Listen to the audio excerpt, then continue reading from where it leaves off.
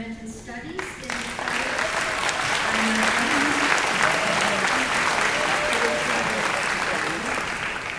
So he's receiving a Bachelor of Science in Environmental Studies and a BA in German, as well as a minor in Statistics. Now you do.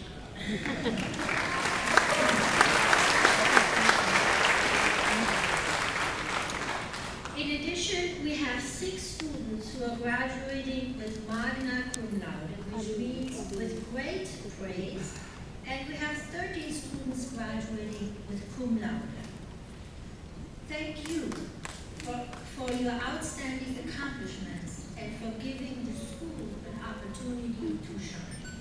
The good work that you do reflects well on us. So thank you.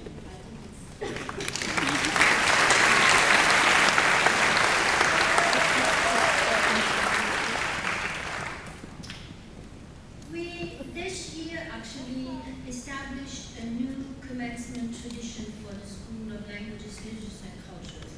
We have decided that we would like to highlight and showcase our outstanding undergraduate students as commencement speaker. And this year, again, for the first time, we had a sturdy nomination process in place, and the selection committee decided to nominate and to propose 2 students. And so we will have them introduced by their mentors, and then they will speak and deliver the commencement address. So I'm asking Karen Krause to introduce the student from Spanish.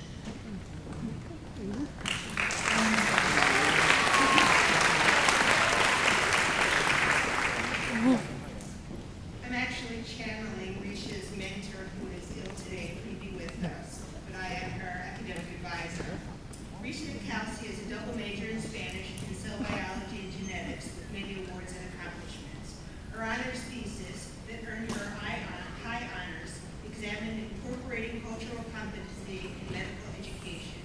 It critiques current efforts to develop cultural competency in medical providers and calls for changes in pre-med or medical school curricula to include relevant social sciences and humanities training, which can truly illuminate any understanding of diversity and varied perspectives.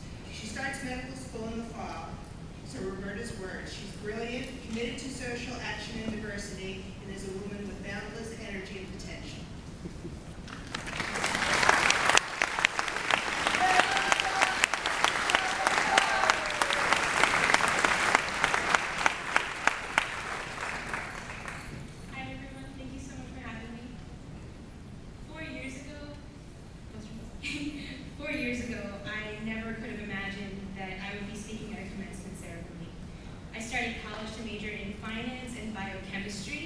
Which at the time merely seemed like a 4-year detour before medical school. With a highly one-dimensional set of goals and thought processes, I was missing the point of college and life on many levels. As new information started taking up the space in my mind, other skills started slipping away. And for me, those skills included the Spanish I'd been studying for years, and that was a painful loss. It was the language my grandfather taught as a college professor in India, and the one he taught me as a child. Growing up around Hindi, Punjabi, Urdu, Tamil, languages have always been a major part of who I am. I felt a palpable void in my academic pursuits, and at this point replaced a finance major with Spanish. What the humanities brought into my education was a pursuit of completeness of thought. I've learned that mental creativity, or rather imagination, is necessary to make judgments and decisions in this world. And it takes away our risk of becoming rational fools. Above all, it allows us to empathize. Recently, a friend showed me something beautiful. It was a quote from the famous astrophysicist Neil deGrasse Tyson. When I look up at the night sky, I know that yes, we are a part of this universe. We are in this universe. But perhaps more important than both of those facts is that the universe is in us. When I reflect on that fact, I look up. Many people feel small because they're small and the universe is big. But I feel big because my atoms came from those stars. What touched me when I read this was the feeling of instant connectedness that I felt to everyone around me. We all have this incredible opportunity to go outside and find our own way, big or small, to make this world a better place. We each have been blessed with gifts, talents we've grown up with, and skills that we've learned. So now the trick is to figure out how best to use them to make some sort of difference. For me, it's often as simple as using the Spanish that I know to translate for patients that I transport to the hospital as an EMT. Actually, once we had a call to assist a small elderly man who had fallen and hit his head on his driveway when no one from his family was at home. The relief that spread over his face when he realized that someone could understand him was worth every penny and more of this BA that I'm going to be receiving today in Spanish.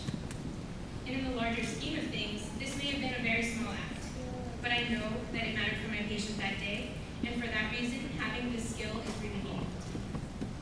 So that should be the ultimate goal, to constantly be attuned to our surroundings so that we can find ways to selflessly give our unique gifts to those around us. We all know this kind of connection. We feel at the moment a tragedy occurs in a different part of our school, state, country, or world. So why not commit to treating everyone the way we would want, not just we would want to treat others to treat ourselves, but our mothers, fathers, siblings, and friends. It's easy to get lost inside of our heads, immersed in our own problems. And sometimes we feel like we are the victims of the daily barrage of commitments and responsibilities. And suddenly, we forget about all that we're taking for granted. There was a moment I had years ago as an EMT when I was in charge of transporting a patient to the hospital after she attempted suicide by overdose. The patient was distraught and crying, but medically stable by the time we reached her. Seeing her pain completely removed me from my day-to-day college problems, like that test I'd done poorly on or the lab report I still had to do. In the back of that ambulance, my goals became completely different, and success was no longer as trivial as a good grade on my next exam. To be honest, I don't think I had ever felt more accomplished than I did after making this patient laugh and smile on the way to the hospital after this nightmare of a night. Perhaps my small action had at least slightly helped this person, and that's all that matters. Even though my moment of realization may have come in a particularly emotionally charged setting, we are all capable of reaching out to people, even in the smallest ways. So let's go out of our way to strike up conversations with those who we overlook as we go about our daily lives, especially those who make our lives run smoothly without us noticing it. Furthermore, I feel like if we're committed to following our passions, there's nothing to fear. In fact, now that we've all had this amazing opportunity to learn how to learn over these past 4 years, we don't ever have to stop. And we should encourage others to do the same. We can't ever make people think the same way that we do. We just need to encourage them to think. We should go out there and engage everyone and understand the world and different people around us for the sake of understanding. We need to remember that it isn't worth going through life afraid of anyone or anything, because it's easier and better to try and learn about the things that scare us. Finally, if you're ever going to get angry about anything, get angry at apathy and at close-mindedness. But also remember that there was once a time that you didn't think the way that you think now, and when you didn't know what you know now. So I've decided there are no angels or enemies in life or even bad people, only blessings and lessons. People who make us better and people who, even in painful ways, teach us something important. I've also learned that mistakes are the best way to learn. So we have to figure out ourselves and others and keep moving forward. Here's a quote from Jack London's Credo. The function of man is to live, not to exist. I shall not waste my days trying to prolong them. I shall use my time. I think this best describes my goals for the future. When I'm older, I want to be able to say that what I have done is meaningful. And I hope our whole generation can say that we have made an impact. So let's all get this done class of 2015. Congratulations, everyone.